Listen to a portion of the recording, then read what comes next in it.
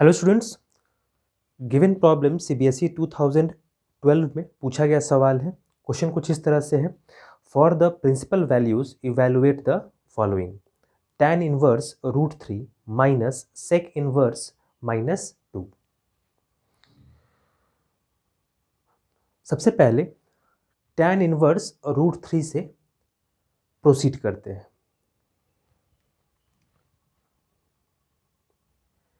Given expression को principal values के terms में इवैल्यूएट करना है। तो tan इनवर्स √3 इसका मीनिंग क्या है पहले वो समझते हैं। tan inverse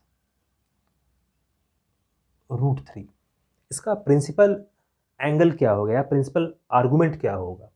suppose tan inverse √3 को हम लोग क्या मान लेते हैं, x। ठीक है, तो tan इनवर्स x को अगर ट्रांसपोज करते हैं तो ये हो जाएगा tan x इक्वल्स टू √3। तो tan x इक्वल्स टू कितना हो गया, √3।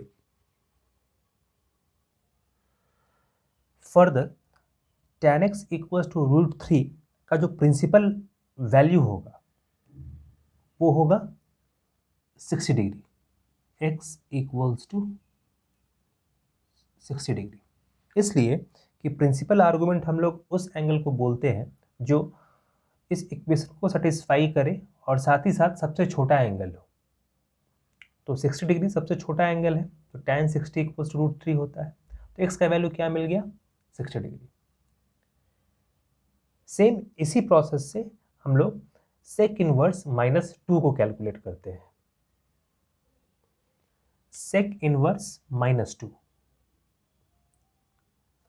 sec इनवर्स -2, सपोज इसको क्या मान लेते हैं, y।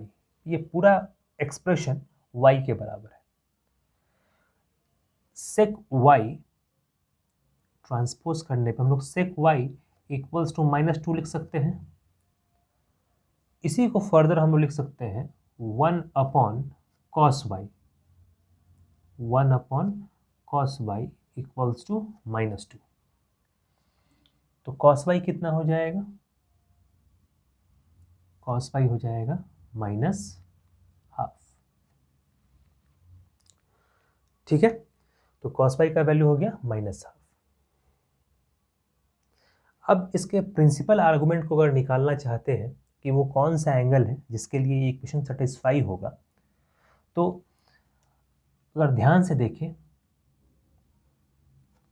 तो cos का जो वैल्यू है वो नेगेटिव है, और cos नेगेटिव कहाँ पे होगा, सेकेंड क्वाड्रेंट में और थर्ड क्वाड्रेंट में। तो सेकेंड क्वाड्रेंट में अगर लेते हैं तो हाफ किसके लिए वैल्यू होता है, 60 डिग्री के लिए। तो यहाँ पे ये जो एंगल बनेगा ये कितना बनेगा, 60 डिग्री। लेकिन positive direction of x axis से कितना एंगल बना, 120 डिग्री। तो y का वैल्यू हम लोग लिखेंगे 120 डिग्री। ये हो गया इसका प्रिंसिपल आर्गुमेंट, सबसे छोटा एंगल। यहाँ भी ये एंगल बन सकता था लेकिन ये 180 से बड़ा हो जाता। हम लोग को सबसे छोटा एंगल लेना है जिसके लिए इक्वेशन सेटिस्फाई हो। तो y का वैल्यू कितना हो गया, 120 डिग्री।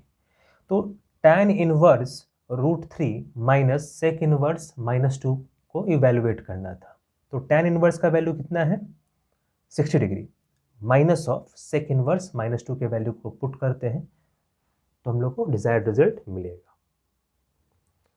tan इनवर्स √3 मतलब 60 डिग्री माइनस sec इनवर्स -2, इसका वैल्यू क्या निकाले हैं, 120 डिग्री।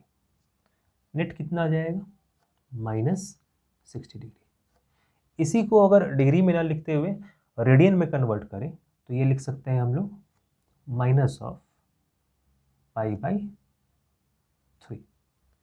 तो ये हो जाएगा tan inverse √3 minus sec inverse -2 का वैल्यू कितना हो जाएगा, -π/3।